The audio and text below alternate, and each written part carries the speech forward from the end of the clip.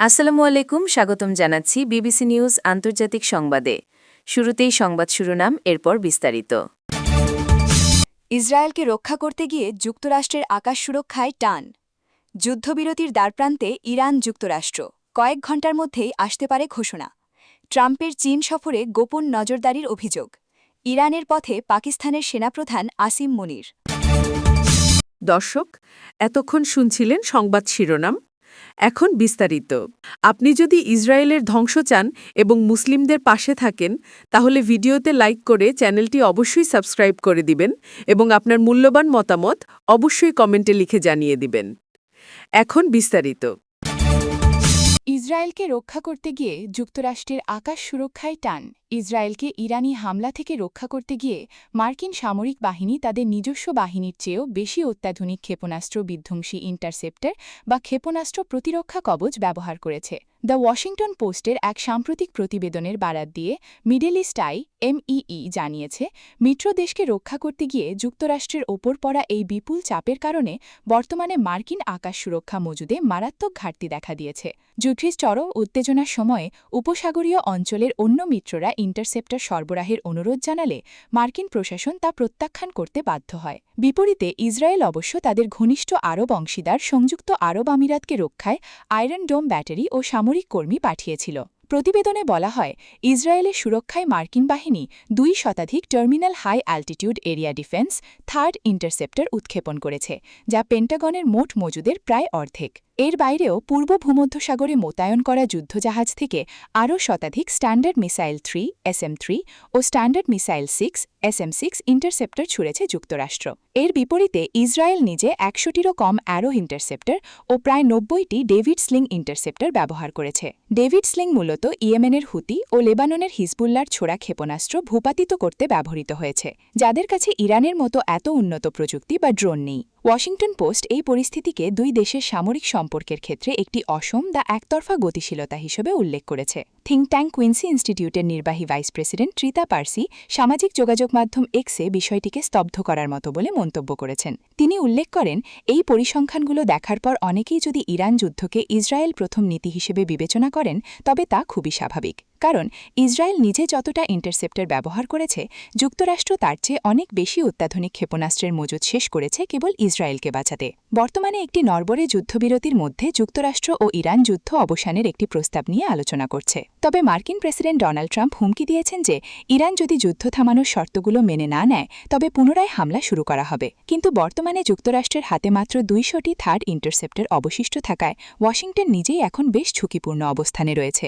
সংঘাত শুরুর আগে থেকেই মার্কিন ক্ষেপণাস্ত্রের মজুদ যে শেষের দিকে ছিল, তা এখন আর গোপন কোনো বিষয় নয়। যুদ্ধবিরতির দ্বারপ্রান্তে ইরান যুক্তরাষ্ট্র, কয়েক ঘণ্টার মধ্যেই আসতে পারে ঘোষণা। যুক্তরাষ্ট্র ও ইরানের মধ্যে চলমান উত্তেজনা প্রশমনে একটি চূড়ান্ত চুক্তি স্বাক্ষরিত হতে যাচ্ছে। পাকিস্তানের মধ্যস্থতায় তৈরি এই খসড়া চুক্তিটি আগামী কয়েক ঘণ্টার মধ্যেই আনুষ্ঠানিকভাবে ঘোষণা করা হতে পারে বলে বিশেষ সূত্রে জানিয়েছে দুবাইভিত্তিক সংবাদমাধ্যম আল আরাবিয়া। আল আরাবিয়ার হাতে আসা চুক্তির খসড়া অনুযায়ী উভয় পক্ষই জল, স্থল ও আকাশপথসহ সব ক্ষেত্রে একটি তাৎক্ষণিক, ব্যাপক ও শর্তহীন যুদ্ধবিরতিতে সম্মত হয়েছে। এই চুক্তির আওতায় ওয়াশিংটন ও তেহরান একে অপরের সামরিক, বেসামরিক কিংবা অর্থনৈতিক অবকাঠামোতে কোনো ধরনের হামলা না চালানোর পারস্পরিক প্রতিশ্রুতি দিয়েছে। একই সঙ্গে সমস্ত সামরিক অভিযান বন্ধের পাশাপাশি দুই দেশের মধ্যকার চলমান মিডিয়া যুদ্ধ বা প্রচারণামূলক লড়াইও স্থগিত করা হবে। চুক্তিতে একে অপরের সার্বভৌমত্ব, আঞ্চলিক অখণ্ডতার প্রতি শ্রদ্ধা প্রদর্শন এবং অভ্যন্তরীণ বিষয়ে হস্তক্ষেপ না করার ওপর বিশেষ জোর দেওয়া হয়েছে। বৈশ্বিক বাণিজ্যের সুরক্ষায় আরব সাগর, হরমুজ প্রণালী এবং ওমান সাগরে নৌ চলাচলের স্বাধীনতা নিশ্চিত করার নিশ্চয়তা দেওয়া হয়েছে এই খসড়ায়। চুক্তি বাস্তবায়নে কোনো ধরনের জটিলতা তৈরি হলে তা নিরসন এবং সার্বিক পরিস্থিতি পর্যবেক্ষণের জন্য একটি যৌথ তদারকি ব্যবস্থা বা মেকানিজম গঠন করা হবে। ট্রাম্পের চীন সফরে গোপন নজরদারির অভিযোগ। মার্কিন প্রেসিডেন্ট ডোনাল্ড ট্রাম্পের বেইজিং সফরের সময় চীন ছদ্মবেশী কর্মীদের ব্যবহার করে মার্কিন প্রতিনিধিদল ও প্রযুক্তি খাতের শীর্ষ ব্যক্তিদের ওপর নজরদারি চালিয়েছে, এমনটাই অভিযোগ করেছেন জেনিফার জেং নামের এক ব্লগার। সামাজিক যোগাযোগ মাধ্যমে দেওয়া একাধিক পোস্টে জেং দাবি করেন রাষ্ট্রীয় ভোজসভায় বিলিয়নিয়ার ইলন মাস্কের ঠিক পেছনে দাঁড়িয়ে থাকা এক নারী খাবার পরিবেশনকারী আসলে চীনের একজন সক্রিয় সামরিক কর্মকর্তা। এটি প্রথম নয়, এর আগেও জেং চীনের বিরুদ্ধে গুপ্তচর বৃত্তির অভিযোগ তুলেছিলেন। 2023 সালে তিনি দাবি করেছিলেন কানাডায় খালিস্তানি নেতা হরদীপ সিং নির্জার হত্যাকাণ্ডে চীনা কমিউনিস্ট পার্টির সিসিপির ভূমিকা থাকতে পারে। তার মতে এর উদ্দেশ্য ছিল ভারতকে ফাঁসানো এবং ভারত ও পশ্চিমাদের মধ্যে বিভেদ তৈরি করা। ইরানের পথে পাকিস্তানের সেনাপ্রধান আসিম মুনির। যুক্তরাষ্ট্র ও ইরানের মধ্যে সম্ভাব্য ঐতিহাসিক চুক্তির খসড়া চূড়ান্ত হওয়ার খবরের মধ্যেই এবার উচ্চ পর্যায়ের একটি নিরাপত্তা প্রতিনিধি দল নিয়ে তেহরান সফরে যাচ্ছেন পাকিস্তানের প্রভাবশালী সেনাপ্রধান জেনারেল আসিম মুনির। পাকিস্তানের স্বরাষ্ট্রমন্ত্রী গত ৩ দিন ধরে ইরানি কর্মকর্তাদের সাথে তেহরানে উচ্চ পর্যায়ের রুদ্ধদ্বার বৈঠক করছেন। স্বরাষ্ট্রমন্ত্রীর এই সফরের পরপরই আকস্মিকভাবে সেনাপ্রধানের বৈশ্বিক রাজনীতিতে নতুন সমীকরণের জন্ম দিয়েছে। কূটনৈতিক ও সামরিক বিশ্লেষকরা এই সফরকে দুটি ভিন্ন দৃষ্টিকোণ থেকে দেখছেন। অনেকের মতে স্বরাষ্ট্রমন্ত্রীর নেতৃত্বে গত ৩ দিনের বেসামরিক আলোচনা হয়তো কোনো চূড়ান্ত সিদ্ধান্তে পৌঁছাতে পারেনি, যার ফলে সৃষ্ট জটিলতা দূর করতে খোদ সেনাপ্রধানকে হস্তক্ষেপে করতে হচ্ছে। তবে অধিকাংশ সামরিক কৌশলবিদ ও বিশ্লেষকদের ধারণা ভিন্ন।